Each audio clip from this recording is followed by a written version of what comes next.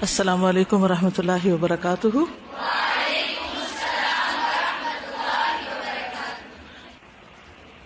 نحمده ونصلي على رسوله الكريم، اما بعد فاعوذ باللہ من الشیطان الرجیم، بسم اللہ الرحمن الرحیم، رب اشرح لي صدری ويسر لي امری واحلل عقدۃ من لسانی یفقهوا قولی۔ سیدہ ہند بنت عمرو رضی اللہ عنہا، نام ہند، والد کا نام عمرو بن حرام، بھائی کا نام عبداللہ بن عمرو بن حرام۔ انہوں نے جنگ احد میں شہادت پائی، یعنی والد نے۔ سیدہ ہند رضی اللہ عنہا حدیث کے مشہور اور معروف راوی جابر بن عبداللہ کی پھوپھی تھیں۔ ٹھیک ہے، جابر بن عبداللہ کی پھوپھی تھیں، یعنی کہ ان کے بھائی جو تھے عبداللہ بن عمرو بن حرام، ان کے بیٹے تھے جابر۔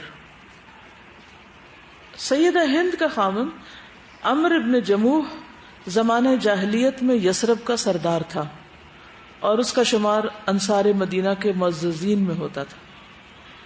ان کا تعلق خزرج سے تھا، ٹھیک ہے، اور خزرج کے قبیلے بنو سلمہ سے۔ بنو سلمہ کے متعلق کوئی بات یاد ہے آپ کو؟ جی، مسجد سے دور تھے تو مسجد کے قریب شفٹ ہونا چاہتے تھے، تو آپ نے فرمایا کہ دیارکم دیارکم تکتب آثارکم، تم اپنی جگہوں پر ہی رہو، تمہارے آثار یعنی نشان قدم لکھے جاتے ہیں۔ ایک اور بات بھی پیش آئی تھی جنگ احد ہی کے موقع پر بنو سلمہ کے بارے میں، قرآن مجید میں اس کے بارے میں آیت بھی اتری تھی جنگ احد پر۔ یس، اذ ہم الطائفتان منکم ان تفشلا واللہ ولیہما، جب دو گروہوں نے ارادہ کیا بزدلی دکھانے کا تو اللہ نے ان کو تھام لیا، اللہ ان کا دوست تھا، مددگار تھا۔ ان میں سے ایک بنو سلمہ تھا، تو بنو سلمہ کے یہ لوگ تھے، ٹھیک ہے۔ یہ معاملہ کب ہوا تھا بنو سلمہ کے ساتھ؟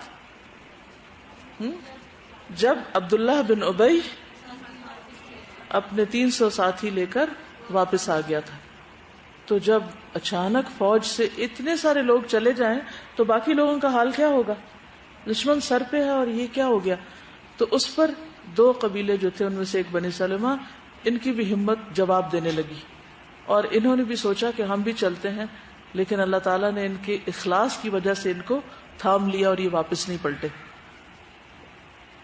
سیدہ ہند اور ان کے خاوند کا اسلام قبول کرنا۔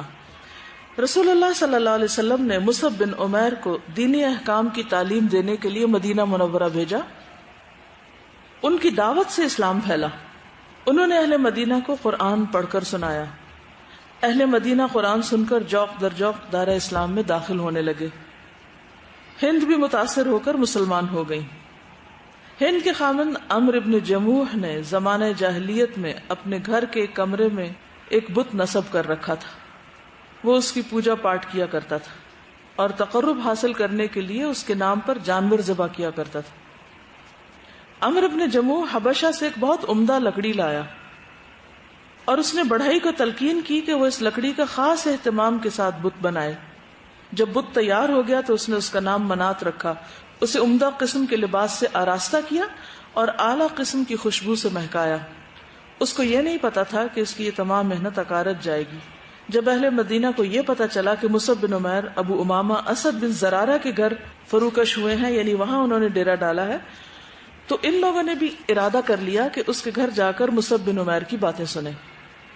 ہند کے 3 بیٹے معوذ، معاذ اور خلاد پہلے ہی دین اسلام قبول کر چکے تھے، اور ان میں سے جو معاذ تھے یہ تو بیعت عقبہ ثانیہ میں شریک بھی تھے، ٹھیک ہے۔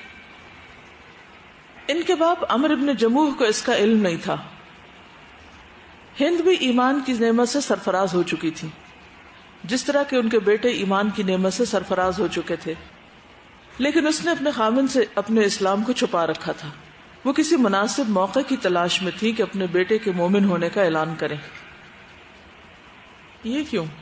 یہ ایسا کیوں کیا تھا انہوں نے؟ جس عورت کے 3 بیٹے اور ایک روایت میں نے پڑھا کہ ان کے چوتھے بیٹے عبد الرحمن جو تھے وہ بھی مسلمان تھے، 4 جوان بیٹے مسلمان ہیں، خود بھی مسلمان ہیں، شوہر مسلمان نہیں ہے، لیکن اتنی بڑی سپورٹ کے باوجود بھی ابھی اپنے اسلام کا اظہار نہیں کر رہی، خاموش ہیں. کیوں؟ اس سے کیا پتہ چلتا ہے؟ مناسب موقع کے انتظار میں تھی، گھر کی فضا کو پرسکون رکھنے کے لیے ابھی خاموش تھی. وہ اس انتظار میں تھی کہ یہ بھی کسی طرح مسلمان ہو جائیں تو خاندان میں رکھنا نہ پڑے. یعنی شوہر یہ نہ سمجھے کہ ماں نے بیٹوں کو ورغلا کے ان کے خلاف ایک گروہ بندی کر لی ہے. ہم جب دین کا کوئی کام کرنے لگتے ہیں تو کیا طریقہ اختیار کرتے ہیں؟ ہم نے کوئی نئی نئی بات سیکھی، کوئی جانی، اور گھر میں جا کر اعلان کر دیا اور خود بھی سو گئے. عمل کیا کہ نہ کیا، اعلان ضرور کر دیا. ہاں، کیا کرنا چاہیے کہ جب آپ دین کے ایک حکم کو پڑھیں، پہلے اس کو اچھی طرح سمجھیں، غور و فکر کریں اور اپنے دل میں اتاریں. جب تک وہ انٹرنلائز نہیں ہوتا، آپ کی اپنی شخصیت کا حصہ نہیں بنتا، تو بعض اوقات آپ دوسروں کو صرف تقریر کر کے اوفینڈ کر دیتے ہیں. اس پر یہ ہے کہ آپ عمل کریں، یہ نہیں کہ عمل نہ کریں، لیکن ساتھ ہی اس بات کی کوشش کرتے رہیں کہ دوسرے لوگ اس کو اچھی طرح سمجھ جائیں اور صبر اور حکمت کے ساتھ مختلف تدابیر اختیار کریں. جیسے کہ آپ دیکھیں گے کہ انہوں نے صرف یہ نہیں کیا کہ چپ کر کے بیٹھی رہیں اور کوئی کوشش نہیں کی، کیونکہ بعض اوقات ہم نہ عمل کرتے ہیں کہ گھر والے ناراض ہو جائیں گے پتہ چلنے کے باوجود، نہ ان کو سمجھانے کی کوشش کرتے ہیں، نہ کوئی تدبیر کرتے ہیں، نہ ہی کوئی محنت کرتے ہیں. تو اب نتیجہ کیا ہوتا ہے؟ وہ جو خود سیکھا ہوتا ہے نا وہ بھی بھول جاتا ہے. تو اب آپ دیکھیے کہ انہوں نے ابھی خاموشی اختیار کی ہوئی ہے. ماں جو ہے جوان بیٹوں کی کس طرح تربیت کر رہی ہے اور کس طرح ان کو ایسے طریقے بتا رہی ہے کہ جس سے باپ سمجھ جائے، خود سمجھے. اسپیس دے رہے کہ خود سمجھے. ہمیشہ جو چیز دوسرا شخص خود سمجھے وہ زیادہ پائیدار ہوتی ہے بنسبت اس کے کہ ٹھونس دی جائے. اس کے لیے ہم عموماً انتظار نہیں کرتے. مائیں اپنے بچوں کے معاملے میں بھی، شوہر کے معاملے میں بھی جلد بازی کرتی ہے، چیخنا چلانا شروع کر دیتی ہے، تقریر بس ایک کر دیتی ہے، وہ سمجھتی تبلیغ ہو گئی. تبلیغ صرف لیکچر دینے کا نام نہیں ہے. حکمت کے ساتھ بہت سے طریقے اختیار کر کے دوسرے کو دین کی طرف لانا نہایت ضروری. اس کی عقل کو بھی اپیل کیا جائے، اس کے جذبات کو بھی اپیل کیا جائے، اس کو چیزوں کی حقیقت سمجھنے کا موقع دیا جائے. ایسے سوال اس سے کیے جائے کہ جس سے وہ سمجھے کہ وہ کیوں کر رہا ہے. مثلاً ایک بچی نے مجھ سے کہا کہ ان کے کوئی رشتے دار آ رہے ہیں اور انہوں نے یہاں بڑی امام میں ایک دیگ دینی، تو میں کیا کروں، وہ آ بھی ہمارے گھر رہے. تو میں نے کہا کہ آپ ان کو ایک دم یہ نہیں بتائیں کہ آپ ایسا نہیں کریں یا یہ شرک ہے یا یہ غلط ہے. آپ سوال شروع کر دیں، ان کا موقف سمجھیں، وہ کیا سوچ کے یہ کرنے آ رہے ہیں. ٹھیک ہے، ان سے پوچھتے رہیں حتیٰ کہ ایسے سوال پہ آپ پہنچے کہ وہ سوچیں ہاں یہ واقعی میں کیا کرنے لگی ہوں. کیونکہ ایک سوال کے بعد ایک کے بعد ایک انسان خود ہی کارنر ہو جاتا ہے. اگر اس کے اندر حق کی تھوڑا سا بھی اگر گنجائش موجود ہو تو وہ دیر نہیں لگاتا پھر اسے قبول کرنے میں. اسپیس دینے کی جو بات ہے نا وہ ہم لوگ نہیں دیتے. بہت سے لوگ ایسے ہیں جو مذہب کی طرف خود جو ہے وہ 60 ایئرس میں جا کے انہیں کوئی بات دین کی سمجھ آتی ہے اور اپنے چھوٹے چھوٹے بچوں پہ وہ اتنا زیادہ ریجڈلی حکم چلاتے ہیں، یا کوئی اسٹوڈنٹس ان کے بن جائیں تو ان کو اتنا زیادہ ڈپریس کرتے ہیں دین کے معاملے میں کہ وہ ڈپریس ہو کر ہی چھوڑ دیتے ہیں. یعنی کہ جس طرح بشیر اور نذیر دونوں ہے نا، the role of Nazir is very common but Bashir is nowhere. اور آج کل کی جنریشن جو ہے وہ بشیر سے آتی ہے، نذیر سے نہیں وہ اتنا آتے. دونوں ساتھ ہونے چاہیے، صرف ایک نہیں، دونوں ہی ساتھ ہوں. کیونکہ انسانوں کی دل جو ہے نا الٹ پلٹ ہوتا ہے. ایک دفعہ ادھر ہوتا ہے تو بشارت اچھی لگتی ہے، دوسری دفعہ ڈراوا اثر کر جاتا ہے. تو ساتھ ہی ساتھ. جی، اس میں جو شروع کا پیراگراف ہے عمر بن جموح کے بارے میں، اس سے یہ پتہ چلتا ہے کہ وہ چونکہ خود بت گھر میں رکھنا اور اس کا لکڑی منگوا کے اسپیشل بنوانا، اور یعنی کہ بہت زیادہ اس سے پتہ چلتا ہے کہ وہ اپنی عقیدے میں بہت پختہ تھے. اور جی، تو ان خاتون کی اس حکمت کا خیال رکھنے کی ایک وجہ یہ بھی تھی کہ ان کے شوہر بہت اسٹرانگ تھے اپنے عقیدے میں. تو اتنے اسٹرانگ شخص کو ایک دم سے نہیں ایسے نہیں کنونس کیا جا سکتا، کیونکہ زبردستی کری تو توڑ دیں گے آپ. ایک اور بات یہ ہے کہ چلو وہ تو بت تھا اور عقیدہ غلط تھا اور وہ سب کچھ، لیکن بعض اوقات شوہروں کی کوئی ایسی دلچسپیاں ہوتی ہیں یا ان کے کوئی ایسے کام ہوتے ہیں جس سے بیوی کو کوئی انٹرسٹ نہیں ہوتا، بلکہ وہ ہر وقت غصے میں رہتی ہے کہ یہ کام کیوں کرتے ہیں. مثلاً کوئی سائنٹسٹ ہے یا کوئی چیز بنا رہا ہے، وہ گھر میں کبھی کچھ اٹھا لاتا ہے، کبھی کچھ اٹھا لاتا ہے، ایک چیز بن رہی، دوسری بن رہی ہے، مشین بن رہی ہے، نئے نئے تجربے ہو رہے ہیں. تو اب باقی گھر والوں کا ریئیکشن کیا ہوتا ہے؟ عموماً سارے اس کے خلاف محاذ آرائی کر لیتے ہیں، اور ماں عموماً بچوں کو بھی ساتھ شامل کر لیتی کہ تمہارے باپ کو تو اس چیز سے فرصت ہی نہیں ہے. وہ بچے اگر کہیں نا ہمیں لے چلیں فلاں جگہ، نہیں ہم نہیں کہیں جا سکتے، سنانے کے لیے تمہارے باپ کو فرصت نہیں. یہ اس قسم کی باتیں جو ہیں یہ کسی صالحہ نیک عورت کو زیب نہیں دیتی. شوہر کی رسپیکٹ جو ہے وہ بنیادی اخلاق میں سے ہے. اگر کوئی عورت اپنے شوہر کی عزت نہیں کرنا جانتی تو کچھ نہیں اس کے پلے. اللہ نے جب 1 ڈگری ابو بنا دیا تو پھر کیا لازم آتا ہے کہ نہیں بھی کچھ چیزیں اچھی لگتی تو بھی صبر اور حکمت کے ساتھ ان چیزوں کو تبدیل کیا جائے، اس کا آلٹرنیٹ دیکھ لیا جائے. کئی طریقوں سے انسان اس مشکل سے ایک طرف ہو سکتا ہے، بجائے کہ ہر وقت جا کے اس مشکل میں ٹکر مارنے کے اور اپنے زندگی برباد کرنے میں. بہت گھروں کا سکون اس وجہ سے برباد رہتا ہے کہ دونوں میں آپس میں کلیشز ان کے اپنے پرسنل انٹرسٹ کی وجہ سے ہو جاتے ہیں. بیوی کو انٹرسٹ ہو گیا دین سے اور شوہر کو انٹرسٹ ہے کسی اور چیز سے، اب ہر وقت کا کلیش. تو اس میں صبر اور حکمت کی ضرورت ہے. عمر ابن جموح کے بیٹے سیدنا مصعب بن عمیر کی مجالس میں بڑی پابندی کے ساتھ شریک ہوا کرتے تھے.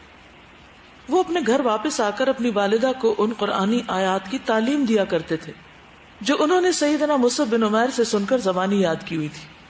اپنے باپ کی غیر حاضری میں جو انہوں نے دینی احکام سیکھے ہوئے تھے ان احکام کے بارے میں بھی اپنی والدہ کو آگاہ کیا کرتے تھے.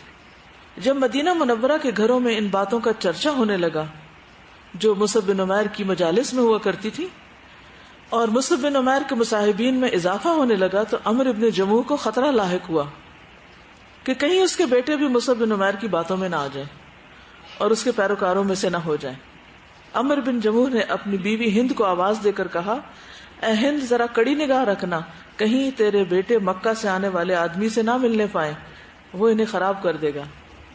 یہ بھی بہت کامن ہوتا ہے نا کہ کچھ فگر ہوتے ہیں نا جو دین کی تبلیغ کرتے ہیں تو پھر لوگ ان کے بارے میں بہت سینسیٹیو ہو جاتے ہیں، تو خود بھی قریب سے پٹکنے نہیں چاہتے اور دوسروں کو بھی روکتے ہیں کہ اس کی باتوں میں نہ آ جانا.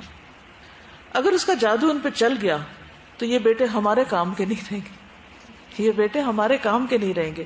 ہند نے کہا، آپ مطمئن رہیں، خاطر جمع رکھیں، آپ ان کے بارے میں اپنے دل میں کوئی اندیشہ مت رکھیں. تسلی کرا دی کہ آپ فکر نہ کریں.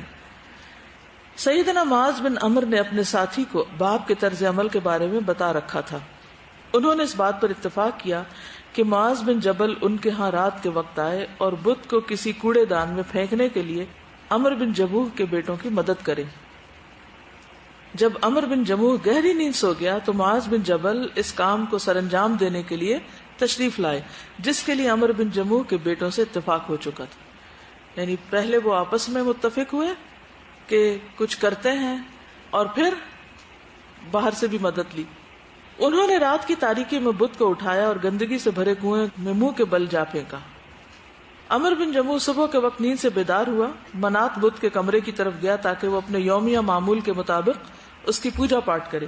اس نے اپنے بت منات کو کمرے میں نہ پایا. وہ چیختا چلاتا دھمکیاں دیتا ادھر ادھر گھومنے لگا. پھر اس نے اپنی بیوی ہند اور بیٹوں کو آواز دے کر اپنے پاس بلایا اور ان سے بت کے بارے میں پوچھا. انہوں نے کہا کہ ہمیں تو کچھ معلوم نہیں وہ یہاں سے کہاں غائب ہو گیا. عمر بن جموح گھر سے اپنے بت کو تلاش کرنے کے لیے نکلا کیونکہ معاذ بن جبل نے پھینکا تھا نا، تو اس لیے انہوں نے ذمہ داری نہیں قبول کی. عمر بن جموح گھر سے اپنے بت کو تلاش کرنے کے لیے نکلا. تھوڑی دیر بعد واپس آیا. اس نے بت کو اٹھا رکھا تھا. وہ بت اسے کوڑے کے ڈھیر میں گندگی سے لت پت ملا.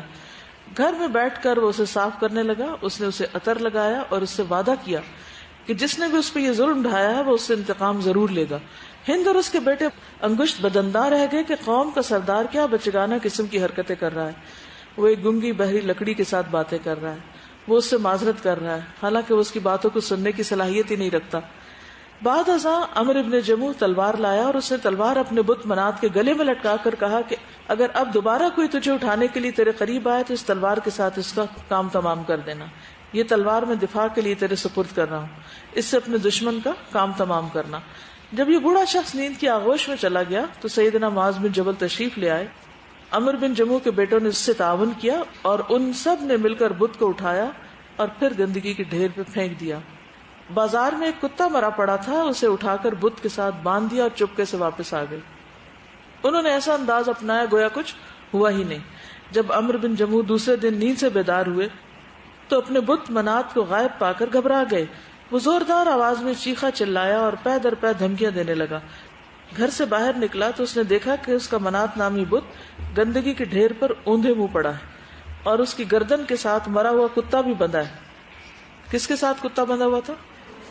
بت کے ساتھ۔ اور اس نے اپنا دفاع بالکل ہی نہیں کیا، یعنی تلوار کے ساتھ کچھ کیا ہی نہیں۔ تو عمرو بن جموح نے سمجھ لیا کہ یہ بت اس لائق نہیں کہ اس کی عزت و تکریم کی جائے، یعنی یہ اپنی حفاظت بھی نہیں کر سکا۔ اسے وہیں گندگی میں پڑا چھوڑ کر دل گرفتہ اور کبیتہ خاطر ہو کر اپنے گھر آیا۔ یعنی اب اس دفعہ یہ ہوا کہ وہ بت کو چھوڑ آیا۔ جب اس کی بیوی ہند اور بیٹوں نے اسے غمزدہ دیکھا تو اس سے پوچھا کہ آج آپ افسردہ اور غمزدہ کیوں ہیں؟ انہوں نے انہیں کوئی جواب نہ دیا۔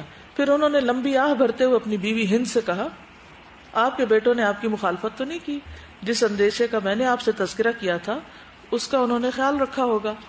ہند نے کہا، بالکل انہوں نے میری ہدایات پر عمل کیا، البتہ معاذ نے ایک روز اس مکی مبلغ کی کچھ باتیں سن لی تھی، آپ اس کو اپنے پاس بلائیں۔ عمرو بن جموح نے آواز دی بیٹے کو، وہ ساتھ والے کمرے میں تھا۔ آواز سنتے ہی اس نے کہا، میں حاضر ہوں، ابھی آیا۔ جب بیٹا اپنے باپ کے سامنے کھڑا ہوا تو انہوں نے پوچھا، کیا آپ نے مکہ سے آنے والے عالم سے کوئی نئی بات سن کر زبانی یاد کی ہے؟ اس نے کہا، ہاں ابا جان، میں نے جو کچھ اس سے سنا ہے اسے زبانی یاد کر لیا تھا۔ تو عمر نے کہا، بیٹا مجھے بھی کچھ سناؤ جو تم نے یاد کیا۔ تو اس نے سنایا، میں پناہ مانگتا ہوں اللہ کے حضور مردود شیطان سے، شروع اللہ کے نام سے جو رحمان اور رحیم ہے۔ سب تعریفیں اللہ کے لیے جو سارے جہانوں کا پالنے والا ہے، رحمان اور رحیم ہے، روز جزا کا مالک ہے۔ ہم تیری ہی عبادت کرتے ہیں اور تجھی سے مدد طلب کرتے ہیں۔ ہمیں سیدھی راہ دکھلا، راہ ان لوگوں کی جن پر تو نے انعام کیا، ان کی نہیں جن پر غضب کیا گیا، اور نہ ہی گمراہوں کی۔ سورت فاتحہ سن کر عمرو بن جموح ہم کلامی کا انداز اختیار کیے ہوئے کہنے لگے، یہ کلام کتنا دلکش، دل فریب اور خوبصورت ہے۔ پھر اس نے اپنے بیٹے سے کہا، کیا اس کی ساری باتیں اس طرح دلکش اور خوبصورت ہیں؟ اب تھوڑی سی چیز چکھ لی تو باقی کے اوپر بھی۔ معاذ بن عمر نے مسرت سے جھومتے ہوئے کہا، ابا جان بالکل اس کی ساری باتیں ہی نہایت عمدہ، دلکش اور دل فریب ہیں، ساری باتیں میٹھی اور رس بھری ہیں۔ کیا آپ خود اس کے پاس جا کر اس کی باتیں نہیں سنیں گے؟ ایک قدم آگے بڑھا دیا۔ پوری حکمت پر آپ غور کیجئے۔ آپ ابھی آ جائیں، اس کے ہاتھ پر بیعت کر لیں، ایک قدم اور آگے۔ قوم کے معززین اسد بن زرارہ، اسید بن حزیر، سعد بن معاذ، سعد بن عبادہ اور عبداللہ بن رواحہ جو قبیلہ اوس اور خزرج کے سردار ہیں، وہ آپ سے سبقت لے گئے ہیں۔ وہ سب ان باتوں پر ایمان لا چکے ہیں جو یہ مکی مبلغ بیان کرتا ہے۔ عمرو بن جموح کی بیوی نے حوصلہ دلاتے ہوئے اپنے خاوند سے کہا، اگر آپ اس مکی نوجوان کی باتوں کو سنیں گے، اس کے پاس جائیں گے، اس کے ہاتھ پر بیعت کر لیں تو آپ کے لیے بہت بہتر ہوگا۔ وہ کہنے لگے، میں اپنے خداؤں سے اس کے بارے میں مشورہ کرتا ہوں۔ وہ کیا کہتے ہیں؟ وہ رکاوٹیں ایک نہیں ہوتی، ایک کے بعد ایک ہوتی ہے، جب تک آخری تار نہ کاٹ دی جائے تو رستہ نہیں کھلتا۔ اس کے بیٹے معاذ نے کہا، ابا جان کیا آپ گنگی بہری لکڑی سے جواب کا انتظار کرتے ہیں؟ یعنی یہ بتائیں گے آپ کو؟ عمرو بن جموح نے کہا، بیٹا یہ تم کیا کہہ رہے ہو؟ اس نے کہا، ابا جان میں ٹھیک کہہ رہا ہوں، جس لکڑی کو آپ معبود بنائے ہوئے ہیں یہ کچھ بھی نہیں۔ پھر عمرو بن جموح نے خود کلامی کا انداز اپناتے ہوئے کہا، ہاں یہ تو درست ہے کہ لکڑی گونگی اور بہری ہے، نہ کچھ سمجھتی ہے نہ محسوس کرتی ہے، یہ ادراک و احساس سے بالکل محروم ہے۔ پھر عمرو بن جموح نے اپنے اہل خانہ کی طرف دیکھتے ہوئے کہا، کیا تم اس نظریے کے قائل نہیں جس کا میں قائل ہوں؟ اس کی بیوی ہند اور بیٹوں نے کہا، کیوں نہیں، کیوں نہیں، آپ ہمارے سردار ہیں۔ عمرو بن جموح نے کہا، تم سب گواہ رہنا، میں نے ایمان قبول کر لیا ہے اور میں تمہارے روبرو گواہی دیتا ہوں کہ اللہ کے سوا کوئی معبود حقیقی نہیں، اور میں گواہی دیتا ہوں کہ محمد اللہ کے رسول ہیں۔ عمرو بن جموح نے جب اپنی بیوی اور بیٹوں کے سامنے کلمہ شہادت پڑھ کر دائرہ اسلام میں داخل ہونے کا اعلان کیا تو سارا خاندان مسرت و شادمانی سے جھوم اٹھا۔ اس سے پہلے انہیں اس نوعیت کی سعادت کبھی میسر نہیں آئی تھی۔ عمرو بن جموح نے سیدنا مصعب بن عمیر کی طرف پیغام بھیجا کہ وہ ان کے گھر تشریف لائیں. سیدنا مصعب بن عمیر ان کی دعوت کو قبول کرتے ہوئے ان کے گھر تشریف لائے اور اس گھر کو بتوں کی آلائش سے پاک کیا اور اسے قرآنی آیات کی خوشبو سے مہکایا. مصعب بن عمیر نے یہ رات خوش و خرم اس گھر میں بسر کی. ایسے کرتے ہیں تبلیغ. اب بتائیے کیا کیا سیلینٹ فیچر تھے, کہاں کہاں آپ نے نشان لگایا. اور اب آپ اپنا کوئی بھی کیس یاد کر لیں کہ آپ نے کسی کو اسی طرح تبلیغ کرنی ہے تو کیا کیا کریں گے. جی یہ جملہ جو انہوں نے آخر میں بولا کہ کیا آپ گونگی بہری لکڑی سے جواب کا انتظار کر رہے ہیں, اگر یہ بالکل سٹارٹ میں بول دیتے ہیں تو کبھی بھی وہ بات نہیں سنتے آگے, کیونکہ وہ اوفینڈ ہو جاتے. اچھا یہ بھی ہے نا کہ جب انہوں نے شروع میں اپنے والد کو نہیں بتایا تھا, نہ ان کی بیوی نے انہیں بتایا, تو انہوں نے اپنے شوہر کی بیٹوں کے دلوں میں عزت پیدا کی اور ان کا مقام برقرار رکھا کہ اسے نہیں بتانا, بھی حکمت سے کام لیا. یہ نہیں کہا کہ وہ ایمان نہیں لائے, وہ صحیح نہیں ہے, یہ جس طرح سے ان کو بالکل بھی ان کی عزت بنائی رکھی ان کی. سازا مجھے ایک تو یہ بات جو شروع میں نے تلاوت کی قرآن کی, سب سے پہلے قرآن سے آغاز کیا, اور اس سے پہلے کیا کیا, قرآن تک لانے میں کتنی منزلیں طے کی. یہ ذرا دیکھیے, ترتیب بار چلے نا. سب سے پہلے تو انہوں نے بت کی حقیقت واضح کرنے کے لیے ایک تدبیر کی, اس کو تدبیر کہتے ہیں, کہ وہ سمجھنے کے قابل ہو جائیں, خود سمجھیں. اس کے بعد پھر تلاوت ہے. دیکھیے جو لوگ بھی مثلا غیر اللہ کے نام پر نظر و نیاز کرتے ہیں یا دیگیں چڑھاتے ہیں, قبر پہ جا کے دیگ چڑھاتے ہیں, تو سورت فاتحہ بہترین چیز ہے. ان کو اچھی آواز میں پڑھ کے سنائی جائے, اچھے قاری کی آواز میں, اور پھر اس کا ترجمہ بتایا جائے, کیونکہ اس میں یہ آتا ہے نا کہ ایاک نعبد و ایاک نستعین, صرف تیری ہم عبادت کرتے ہیں, صرف تجھ سے ہم مدد چاہتے ہیں. تو پھر ہم کسی اور سے کیوں مدد چاہتے ہیں اور اس کے لیے کیوں صدقہ خیرات کرتے ہیں. استاد تلاوت سے پہلے ایک بات جو مجھے اچھی لگی ہے کہ جب وہ دل گرفتہ ہو کے گھر آئے تو ایک دم سے ان کو کہنا نہیں شروع کر دیا کہ آپ کی مسٹیک تھی, دیکھیں آپ کس کو فالو کر رہے تھے یا کس کی عبادت, بلکہ ان سے پوچھا کہ آپ کیوں اتنے غمزدہ ہیں. بالکل, یعنی جاننے کے باوجود کہ وہ غلط کام کرتے ہیں, کتنی رعایت دی جا رہی ہے ان کو, اور کس قدر ان کی دلجوئی کی جا رہی ہے کہ ان کو یہ پتا ہے کہ یہ اپنے بت کی وجہ سے غمزدہ ہیں, چاہے وہ کسی غلط بات پر ہی غمزدہ ہے. لیکن کیا کیا, پہلے ان کا حال چال پوچھا, ان کو ریلیکس کیا, پھر تبلیغ کی. کوئی بھی عورت اگر اپنے شوہر کو کسی برے کام سے روکنا چاہتی ہے تو طریقہ یہی ہوگا. عورت کو پتا ہے کہ شوہر غلط کر کے آیا ہے, غلط کر رہا ہے یا پریشان ہے, تو پہلا کام کیا کرنا ہے, تانے دینا. کبھی بھی نہیں چھوڑے گا پھر وہ غلط کام. پہلا کام کیا ہے کہ پہلے اس کی ہمدردی تو لیں کہ وہ آپ پہ ٹرسٹ کرے, اور پھر آپ اس کی اصلاح کریں اور مزید ہمدردی کریں اور اس کو کچھ سکھائیں. کیونکہ جو انسان غلط کر رہا ہوتا ہے نا, سب سے بڑا نقصان یہ ہوتا ہے اس کے دل پہ ایک بوجھ ہوتا ہے, وہ گلٹ میں ہوتا ہے, وہ پریشان ہوتا ہے. اگر آپ اس کی پریشانی نہیں دور کر سکتے, اس کا گلٹ نہیں دور کر سکتے, تو آپ اس کے قریب بھی نہیں ہو سکتے. تو پھر اگلا مرحلہ کہاں سے ہوگا, تبلیغ کہاں سے ہوگی, اصلاح کہاں سے ہوگی, جب خیر خواہی نہیں. جب کسی میں گلٹ کانشیس ہوتا ہے نا, ان کو لگتا ہے کہ ہم نے کوئی بہت غلط بات کی ہے, دے لوکنگ فار اے وے کہ کوئی ان کا گلٹ کانشیس لے جائے, تو وہ چاہتے ہیں کہ کوئی ان کو ڈانٹے یا کوئی مار پیٹے یا کچھ اگنور تاکہ they can stop feeling guilty. تو اس لیے اس وقت اگر آپ ان کو اور زیادہ کہیں گے کیا ہوا, دے فیل ایون مور گلٹیئر. دیکھیے نبی صلی اللہ علیہ وسلم جب غار حرا سے آئے تھے, آپ گھبرائے ہوئے تھے, کس کے پاس آئے تھے؟ بیوی کے پاس. انہوں نے کیا کیا, کتنی سمجھداری کا ثبوت دیا. بہت سی بیویاں اس حکمت کو جانتی نہیں کہ جب شوہر تھکے ہارے آتے ہیں یا باہر کہیں کوئی جھگڑا کر کے آتے ہیں یا کوئی کام خراب کر کے آتے ہیں, تو گھر آ کے بھی ان کو لان تان شروع ہو جاتی. اللہ تعالیٰ نے نکاح کا مقصد کیا رکھا ہے, وَمِنْ آيَاتِهِ أَنْ خَلَقَ لَكُم مِّنْ أَنفُسِكُمْ أَزْوَاجًا لِتَسْكُنُوا إِلَيْهَا. ٹھیک ہے دونوں ایک دوسرے کے لیے سکینت کا باعث ہے, لیکن اس میں خاص طور پر عورت کی طرف اشارہ, لِتَسْكُنُوا إِلَيْهَا ہے. ہاں کی ضمیر کدھر جاتی ہے, عورت کی طرف جاتی.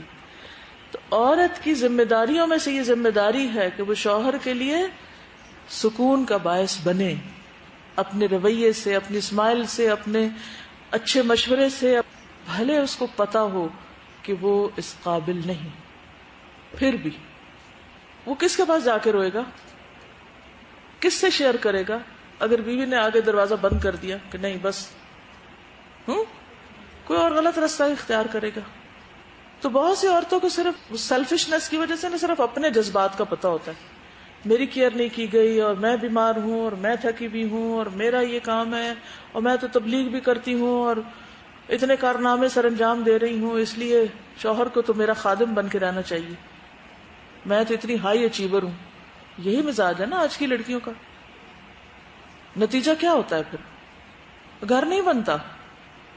آپ کچھ بھی ہیں، اللہ نے آپ کو جس کام کے لیے پیدا کیا، اگر آپ نے وہ نہیں کیا نا تو نہ دنیا ہے نہ دین ہے، نہ یہاں نہ وہاں، کہیں نہیں سکون. تو دوسروں کو سکون دینے کے لیے بعض اوقات خود قربانی کرنی پڑتی ہے، برداشت کرنا پڑتا ہے، صبر کرنا پڑتا ہے، کنٹرول کرنا پڑتا ہے، اور بہت سی باتوں کو، شوہر کی کمزوریوں کو جاننے کے باوجود آنکھ بند کرنی پڑتی ہے. اس کی ماں اس کو ڈانٹ سکتی ہے، بہن بھائی اس کے ساتھ جو بھی کرے، آپ کا وہ شوہر ہے، آپ کو عزت کرنی ہے. آپ عزت دیں گے اس کو تو پھر بچے بھی آپ کو عزت دیں گے، اس کو بھی دیں گے، گھر کی ایک فضا اچھی ہوگی. لیکن اگر آپ بات بات پہ آپ تانے ہی دیے چلے جا رہے ہیں اور آپ غلط چیزوں کو سارے گھر کے سامنے ہی اس کی نشر و اشاعت کر رہے ہیں اور اس کو بھی جا بتا، اس کو بھی بتا، وہاں بھی عیب کھول، وہاں بھی، اینڈ آف دا ڈے کیا رہ جاتا ہے ہاتھ میں؟ کیا حاصل ہوتا ہے؟ معاملات درست ہو جاتے ہیں، پہلے سے بھی خراب ہوتے ہیں. یہاں پر آپ دیکھیے، ان کو پتا ہے شوہر مشرک ہے، شوہر غلط کام کر رہا ہے، اور وہ جو بت شت کو پھینکا وہ بھی اس کی بھلائی اور خیرخواہی میں ہی پھینکا. لیکن پھینکا بھی تو اس طرح نہیں کہ اعلان گھر میں توڑ دیا اس کو سامنے رکھ کے. اگر یہی کام گھر میں توڑ کے کرتے تو پھر کیا ہوتا؟ یہ نتیجہ نکلتا نہیں، وہ ریئیکشن ہوتا. صاف کر کے واپس اس طرح نہیں ہو کہ یہ گمراہ ہوا ہے، اب یہ ہدایت نہیں ہوگا، بس چھوڑ رہے، بلکہ پھر سے وہی کام کیا. تو مسلسل کوشش بھی ہونا چاہیے دعوت کے لیے. یہ نہیں کہ تڑپ تھی نا کہ شوہر مسلمان ہو جائے، اسی لیے کوشش کر رہی تھی نا. اور دیکھیں ان کو پتا تھا کہ ان کے لیول کے اور بڑے بڑے لوگ جو ہیں وہ سارے مسلمان ہو چکے ہیں. اس وقت اور بھی حسرت آتی ہے نا کہ وہ سارے تو کامیاب ہو گئے اور میرا شوہر پیچھے رہ جائے.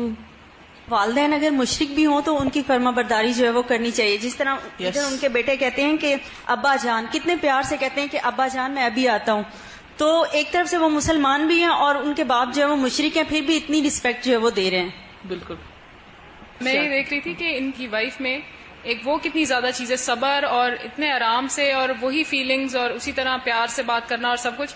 ایز ویمن ہم لوگ تو کسی کو، ہمیں گھر میں یا ریلیٹیوز میں کسی کو پتہ چل جائے کہ کچھ غلط کر رہا ہے تو ایک عجیب سی فیلنگ آف کنٹیمپٹ کے ساتھ ہم بات کرتے ہیں کہ تم یہ جو کر رہے ہو نا، یہ تمہیں پتہ چلے گا کہ تمہارے ساتھ ہوتا. اور اس طرح کی بات کہ ایک ایسی وارننگ ہوتی ہے آواز کے اندر اور اس میں کہ اگلا بندہ ویسے ہی گھبرا جاتا ہے کہ میرا خیال ہے میں نہ ہی کروں کیونکہ میرا ویسے بھی انجام برا ہی ہونا. تو اس چیز کی بڑی زیادہ ضرورت ہے کہ پازیٹیو چیز کی بات، جو آپ نے کل بھی بات کی تھی، مجھے بڑی اچھی لگی کہ ہر وقت نیگیٹو چیزوں کو ہائی لائٹ کر کر کے جو قرآن پڑھنے بیچارے آ بھی جاتے ہیں ان کو بھی ہر وقت یہی فیلنگ دینا کہ تم لوگ آ تو گئے، ویسے کر تم لوگ کچھ نہیں رہے اور کوئی فرق نہیں تم لوگوں کو پڑ رہا. جی، یعنی سورت بھی سورت فاتح کا انتخاب کیا جو ایک بہت پاورفل سورت ہے. یعنی کوئی ایسی سورت نہیں سنائی کہ جس میں شرک کا برا انجام بتایا جا رہا ہو یا کچھ.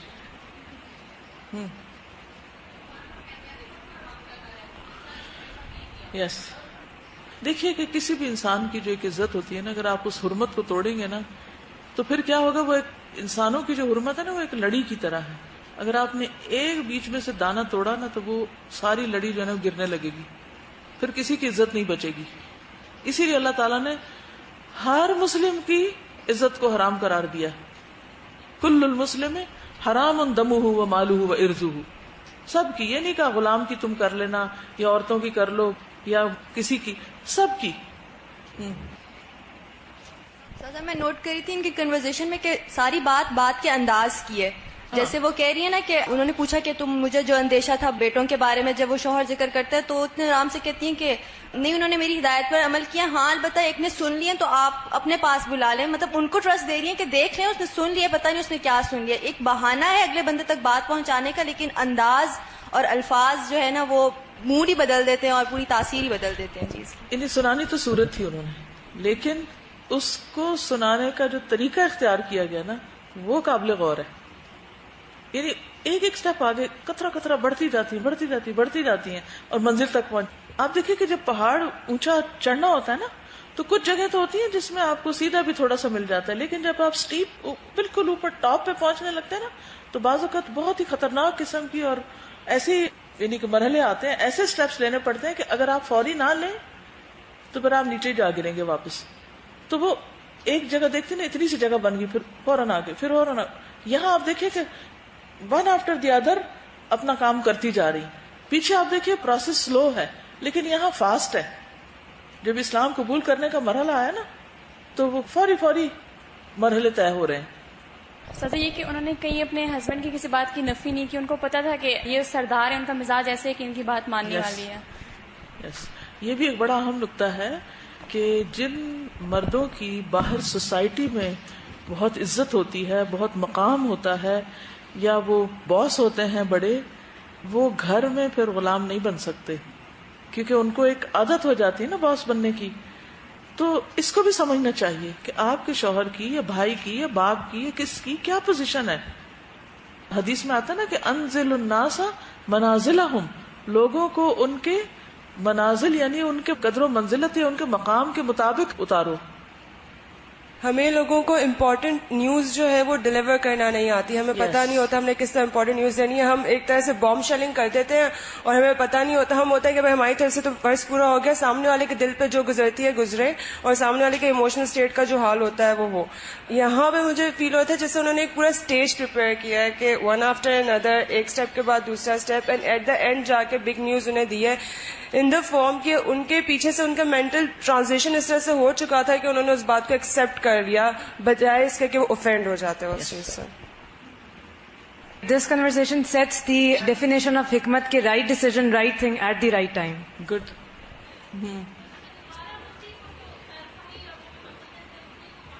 اب دیکھیے کہ ایک یہ ہو سکتا تھا، اچھا پھر انہی سے مشورہ کریں گے. انہوں نے پہلے کیا کیا یہ نہیں کہا، انہوں نے کہا کہ لکڑی یہ سب کیا کرے گی. استاذہ مجھے جو بالکل شروع سے اس پروسیس میں یہ لگا ہے کہ دو میاں بیوی 180 ڈگری ڈفرینٹ عقیدے پہ تھے، لیکن انہوں نے ٹرسٹ کا ایلیمنٹ قائم رکھا ہے کہ اینڈ موقع تک وہ پوچھتے جا رہے ہیں کہ بچے ادھر تو نہیں گئے ہیں. مطلب ٹرسٹ ایک اتنا امپورٹنٹ ایلیمنٹ ہے ایک دائی کے لیے اور خاص طور پہ گھر کی انوائرمنٹ کو اسٹیبل رکھنے کے لیے، اور انہوں نے اس کو حکمت سے اسٹیبلٹی پہ رکھا. دین پر قائم رہنا بھی کتنا ضروری ہے. مطلب اب یہ تو نہیں کر سکتے کہ شوہر کے ٹرسٹ کے لیے دین چھوڑ دیں، اب دین کو بھی تھام کے رکھنا ہے اور شوہر کا ٹرسٹ بھی قائم رکھنا ہے. ان کے گھر میں یہ ایکٹیویٹی ہو رہی ہے کہ وہ ایک تراشا جا رہا ہے، بہت بنایا جا رہا ہے، اس کو اچھے اچھے کپڑے پہنائے جا رہے ہیں، اور کہاں 4 بیٹے ان کے اور کہاں وہ خود. مطلب انہوں نے اتنی زیادہ صبر اور استقامت اور حکمت مجھے زیادہ لگ رہی ہے ٹرسٹ کے ساتھ ساتھ اس میں. اس وقت جو ہے نا ہسبینڈس کو رسپیکٹ دی جاتی تھی، مگر آج کے دور میں رسپیکٹ نہیں بلکہ کمپیریزن کیا جاتا ہے کہ اگر یہ کر رہا ہے تو میں بھی جاب کر رہی ہوں، اگر یہ ہے تو مطلب یہ بھی مین وجہ ہے. اور دوسری بڑی وجہ یہ بھی ہو سکتی ہے کہ دیکھیں آج کل کے حالات جو جا رہے ہیں ہسبینڈ وائفس کے، تو مین ان کے اختلاف کی وجہ کیا ہے کہ ہسبینڈ جو ہے نا بیوی کے گھر والوں کو اگر کچھ لان تان کرتا ہے تو بیوی کہتی ہے نہیں میرے گھر والوں کو زیادہ پریفر کیا جائے اپنے گھر والوں سے. تو یہ بھی ان کے اختلاف کی ایک مین وجہ ہوتی ہے. اصل میں تو چھوٹی چھوٹی چیزوں کو ہم نے اتنا بڑا ایشو بنایا ہوا ہوتا ہے نا کہ وہ یہ نہیں دیکھتے کہ اس چھوٹی سی چیز کو برداشت کرنا زیادہ بہتر ہے یا اس کے نتیجے میں آنے والے بڑے نقصان کو، کیونکہ تیسری تو کوئی آپشن نہیں، یا اس کو کر لیں یا پھر بڑے نقصان کو برداشت کر لیں. تھوڑا سا آگے پڑھ لیتے ہیں، پھر اس کے بعد جو چیزیں رہ جائیں گی پھر آپ بیان کر دیجئے. ابھی آخر میں جو کہتی ہے نا فلاں فلاں بھی مسلمان ہو گیا ہے، یہ تو جسے کہتے ہیں نا کہ اچھا میں پیچھے رہ گیا، یہ احساس جو ہے، کیونکہ بہت دفعہ ایسا تھا نا ہم کام میں سستی کر رہے تھے، سستی جب دیکھتے فلانا نکل گیا آگے تو ہم کہتے اچھا ہم بھی چلتے ہیں.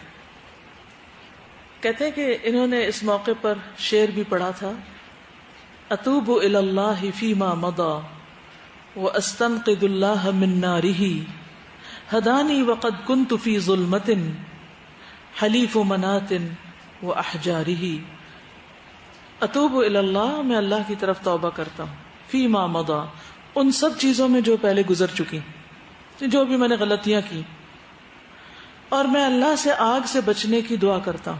استنقذ اللہ من نارہ، ہدانی، اس نے مجھے ہدایت دی، وقد كنت في ظلمة، حالانکہ میں اندھیرے میں تھا، ظلمت میں تھا. میں کون تھا؟ حلیف منات، منات کا دوست، واحجارہ، اور دیگر پتھروں کا دل دادا تھا. میں کیا کر رہا تھا؟ خود ہی ریئلائز کر لیا. اصل چیز یہی ہے، اسی کا نام تبلیغ ہے کہ دوسرا شخص اپنی غلطی کو خود ریئلائز کر لے. ایک ہے تانوں سے ریئلائز کروانا، اور ایک ہے کہ وہ خود اس کی آنکھیں کھل جائے کہ میں کیا کر رہا تھا. عمر بن جموح کی پنڈلی میں کچھ نقص تھا. یاد ہے جنگ احد میں جب یہ جا رہے تھے تو انہوں نے ایک جملہ کہا تھا،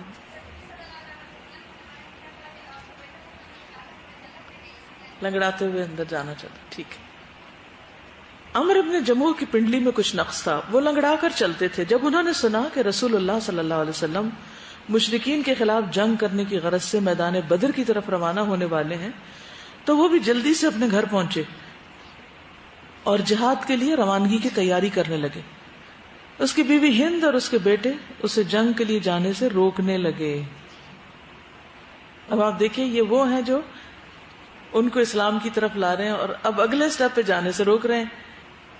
کہا آپ معذور ہیں، لنگڑا کر چلنے کی وجہ سے آپ کو دشواری کا سامنا کرنا پڑتا ہے، لیکن ان کا اصرار تھا کہ میں جنگ میں ضرور شریک ہوں گا. جب بیٹوں نے اپنے والد کے اصرار کو دیکھا تو وہ رسول اللہ صلی اللہ علیہ وسلم کی خدمت میں حاضر ہوئے.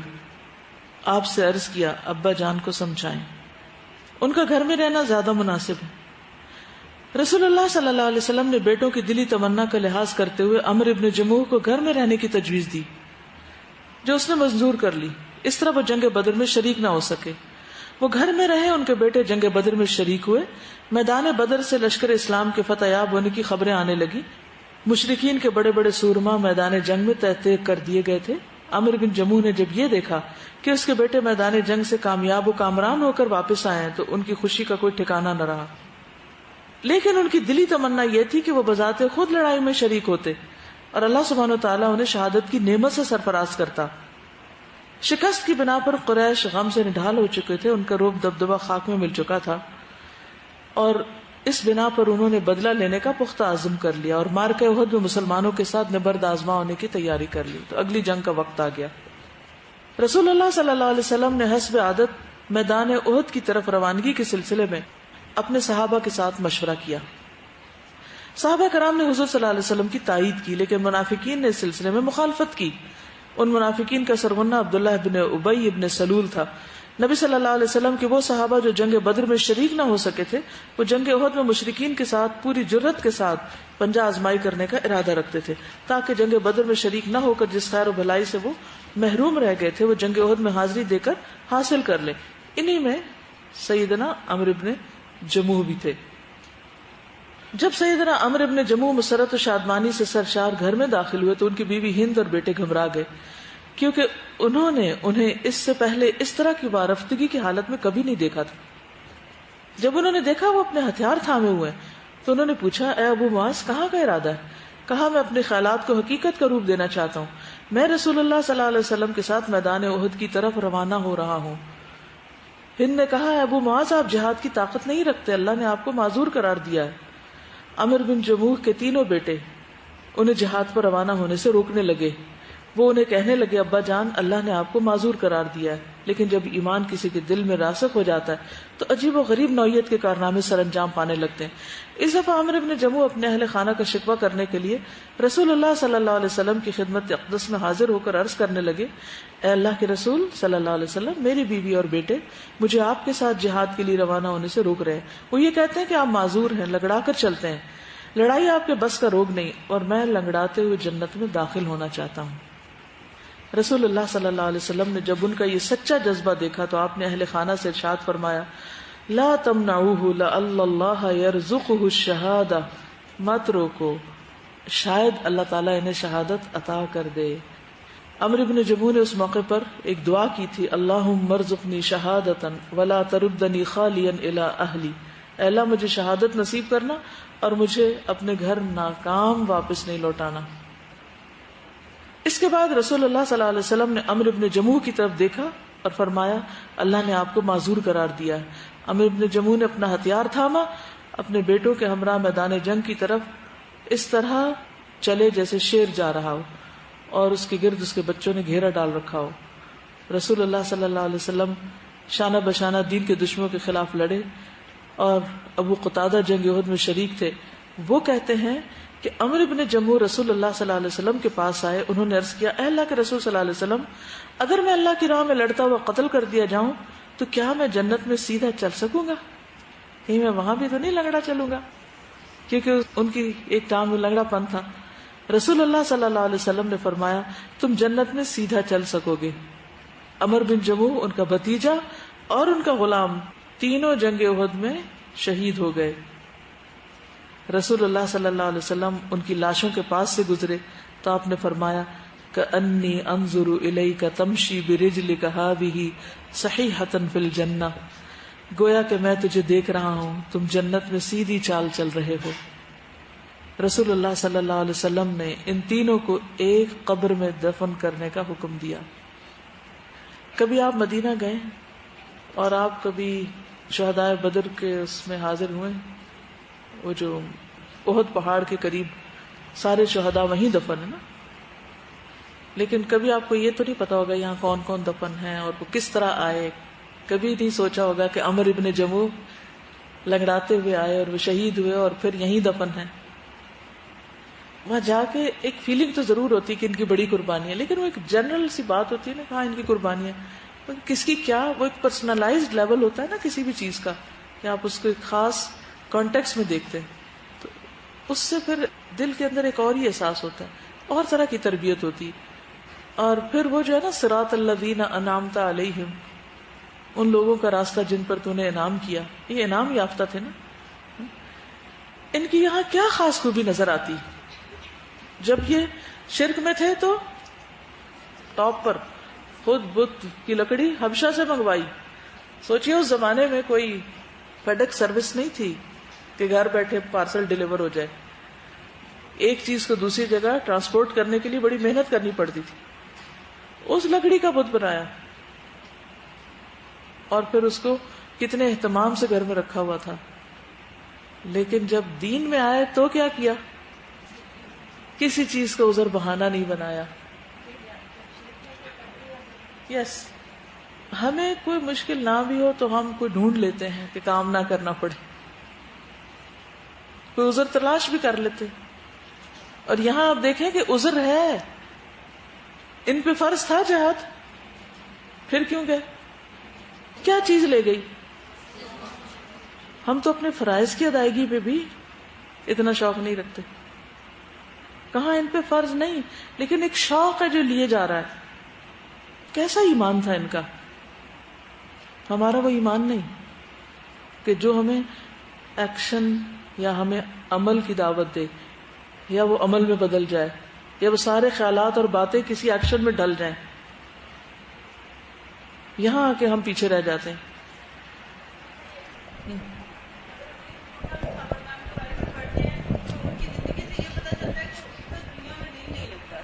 جب وہ اسلام لے آئے تو پھر ان کا دنیا میں دل نہیں لگتا تھا. اور آج ہمیں جو چیز اسلام سے دور رکھتی ہے وہ ہماری نفس پرستی اور دنیا پرستی ہے. آپ نے فرمایا تھا کہ آخری دور میں ساری قومیں میری امت کی طرف چڑھ دوڑیں گی جیسے ایک دسترخوان کی طرف بھوکے چڑھ دوڑتے ہیں, یعنی سارے ٹوٹ پڑتے ہیں کھانے کے لیے.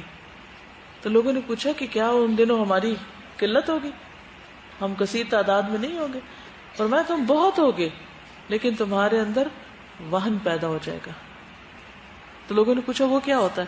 تو آپ نے فرمایا دنیا سے محبت اور موت سے نفرت. اور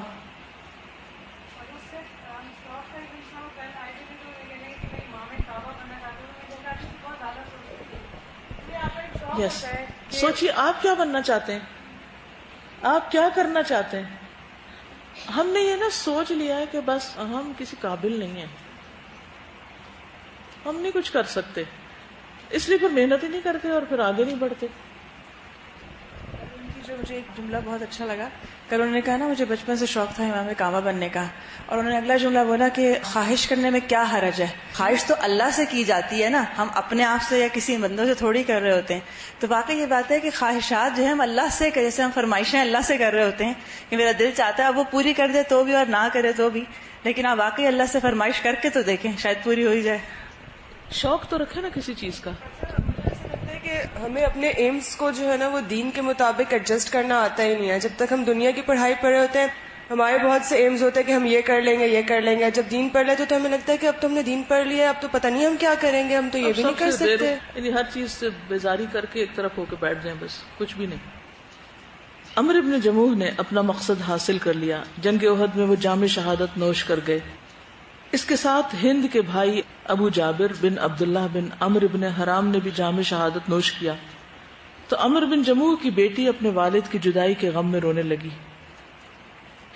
سیدنا جابر بن عبداللہ کا بیان ہے کہ جنگ احد میں میرے والد کی لاش کو لایا گیا، اس کا مسئلہ کر دیا گیا تھا، یعنی اس کے ناک کان کٹے ہوئے تھے. میں نے ان کی لاش سے کپڑا اوپر اٹھانے کا ارادہ کیا تو میری قوم کے لوگوں نے مجھے روک دیا. میں نے پھر ارادہ کیا کہ کپڑے کو اوپر اٹھاؤں، لیکن میری قوم نے مجھے ایسا کرنے سے روک دیا. پھر رسول اللہ صلی اللہ علیہ وسلم نے خود کپڑا اٹھایا یا کپڑا اوپر اٹھانے کا حکم دیا. رسول اللہ صلی اللہ علیہ وسلم نے کسی خاتون کے رونے یا چیخنے چلانے کی آواز سنی. آپ نے فرمایا یہ کون ہے؟ لوگوں نے بتایا عمرو بن جموح کی بیٹی یا بہن. فرمایا وہ کیوں روتی ہے؟ جبکہ فرشتے اپنے پروں کے ساتھ اس پہ سایہ کیے ہوئے تھے. ساتھ ہی آپ نے خوشخبری دے دی. سیدہ ہند نے دیکھا چند خواتین شہداء کی لاشوں میں اپنے رشتہ دار شہداء کی لاشوں کو دیکھ رہی. ام المومنین سیدہ عائشہ کا بیان ہے جنگ احد کے دن صبح سحری کے وقت ایک خاتون 2 لدے ہوئے اونٹوں کے درمیان آگے بڑھی تو میں نے اس سے کہا کیا خبر ہے؟ اس نے کہا ٹھیک ہے، اللہ تعالیٰ نے اپنے رسول مقبول صلی اللہ علیہ وسلم اور مومنوں کا دفاع کیا اور کچھ اہل ایمان کو اللہ تعالیٰ نے شہادت سے سرفراز کیا. یہ کہتے ہی وہ خاتون رو پڑی. سیدہ ہند بنت عمرو نے اپنے خامن سیدنا عمرو بن جموح اور اپنے بھائی ابو جابر کی لاشوں کو مدینہ منورہ میں دفن کرنے کا ارادہ کیا.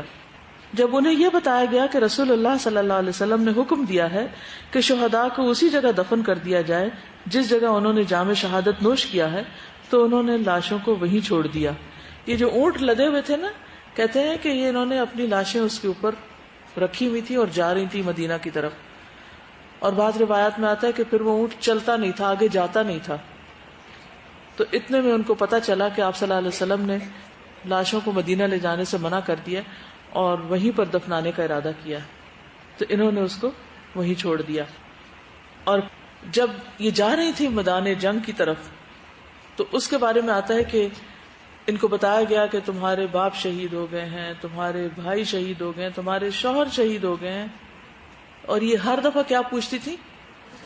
اللہ کے رسول صلی اللہ علیہ وسلم کا کیا حال ہے. اور جب یہ بتایا گیا کہ آپ صحیح سلامت ہیں تو کہنے لگی کل مصیبت بعدک جلل، آپ کے بعد تو ہر مصیبت آسان ہے، کوئی مصیبت ہی نہیں. اللہ نے آپ کو محفوظ رکھا، باقی کوئی مسئلہ نہیں.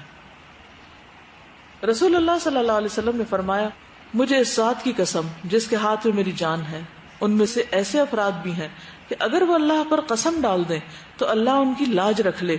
ان میں سے ایک عمرو بن جموح ہے، میں نے اسے دیکھا، وہ جنت میں لنگڑاتا ہوا چل رہا ہے.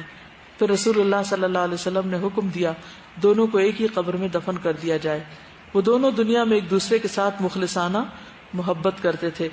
یہ ان کے بھتیجے اور غلام، ایک روایت میں 3 کا آتا ہے اور ایک میں 2 کا آتا ہے.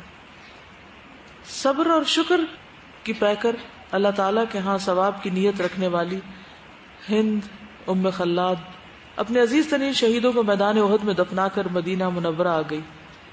وہ ساری زندگی اللہ اور رسول کی خوشنودی کی خاطر کثرت سے روزے رکھتی تھی اور عبادت میں مصروف رہی، یہاں تک کہ اپنے خالق کے حقیقی سے جا ملی.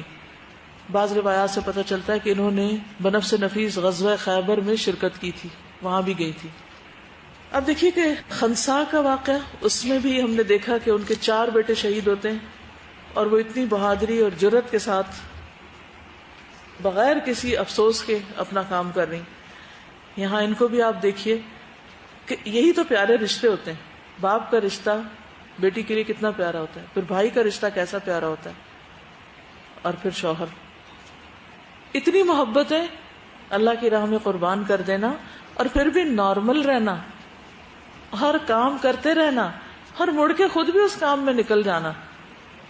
اور آپ کو پتا کہ جنگ احد تو بہت شروع میں ہو گئی تھی نا، یعنی ایک تو ہوتا ہے نا کہ بڑے سال گزر گئے اور ان کا ایمان بڑا پکا ہو گیا، پھر اس کے بعد انہوں نے یہ ساری قربانیاں برداشت کی. 3 ہجری میں تو جنگ احد ہو جاتی ہے. ابھی سمجھے 2-3 سال ہی ہوئے ان کو مسلمان ہوئے اور اتنی قربانیاں بھی ہو گئی ساری. اور اس کے بعد نارمل لائف، نارمل. پوچھیے اپنے آپ سے، اتنے صدموں کے بعد آپ نارمل رہ سکتے ہیں؟ صرف ایک ہی چیز بندے کو نارمل رکھتی ہے اور وہ مقصد ہے. جب وہ سب سے زیادہ عزیز ہوتا ہے نا تو باقی ساری چیزیں پھر نیچے ہو جاتی ہیں. اور ہمارا مقصد کیا ہے؟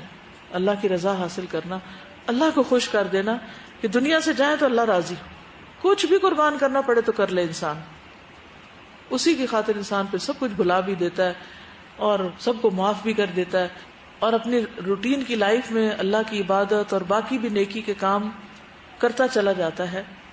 لیکن ہمارے ہاں عمومی طور پر کیا ہوتا ہے کہ کسی کے ساتھ کوئی حادثہ ہو جائے تو ایک تو سارے اس کے ساتھ ہائے بیچاری، ہائے بیچارہ، یہی کرتے رہتے ہیں اور اس کے زخم تازے کرتے ہی رہتے ہیں. پھر خود غمگین ہو کے اس کو غم کا احساس دلاتے ہیں، ہم بھی بڑے غمگین ہیں اور تم بھی ہو جاؤ اور رہو. پھر بعض اوقات یہ ہوتا ہے کہ ٹھیک ہے دنیا سے نہیں جاتے لیکن انسان ہے، بچے دور چلے جاتے ہیں، بہن بھائی دور چلے جاتے ہیں، تو کئی دفعہ ایسا ہوتا ہے آپ کو اکیلے رہنا پڑتا ہے، آپ کے پاس کوئی بھی نہیں ہوتا. وہ کون سی چیز ہے کہ جو انسان کو اتنی زیادہ اپنے دین پہ بھی فرم رکھتی ہے اور اتنی زیادہ آپ کو آخرت کی طرف بڑھتے رہنے اور کام کرنے کی ایک ہمت دیتی رہتی. ایک رویہ یہ ہو سکتا تھا نا کہ وہ انہوں کے غم میں روتی رہتی نہ کوئی کام نہ کاج اور بس شکوے شکایات. بہت رونا بھی جو ہے نا کسی چیز کے اوپر یہی ہے کہ اللہ سے شکوہ کرنا ایک طرح سے ہر وقت کہ میرے ساتھ یہ کیوں ہو گیا. اور دوسرا یہ کہ انسان عافیت مانگے، پھر صبر مانگے اور اس کے بعد یہ سوچے کہ میں نے بھی تھوڑے عرصے کے بعد دنیا سے چلے جانا ہے. وہ تو اپنی کمائی کر کے چلے گئے، دیکھیں نا وہ سب شہید ہوئے، انہوں نے تو اپنی کمائی کر لی، تو میں ان پہ روؤں کیوں؟ اس بات پہ روؤں کہ انہوں نے اللہ کے راستے میں جان کیوں دی، یا اس پہ روؤں کہ میں اکیلی کیوں رہ گئی ہوں؟ بھئی مجھے بھی تو جانا ہے، کچھ کرنے کی ضرورت ہے، وہ کر لیا جائے. یہ صحابیات کے واقعات پڑھ کے کچھ بہادر بن رہی ہیں یا نہیں بن رہی؟ وہ جو ایک ٹپیکل رول ہے نا عورت کا ہمارے معاشرے میں، اس سے باہر نکلنا ہوگا. کیونکہ ہر طرف تو آپ کو کچھ دنیا اور ہی کرتی نظر آئے گی اور آپ کچھ اور سوچ رہے ہیں، یہ پھر گزارا کیسے ہوگا؟ کیا بن کے رہنا چاہتے ہیں؟ مسکین یا بہادر کہ کچھ کریں؟ بہادری صرف کسی کو مارنے سے نہیں پتہ چلتی، اپنے اوپر کنٹرول کرنے اور اپنے جذبات کو سٹریم لائن کرنا، یہ بھی بہادری ہوتی ہے.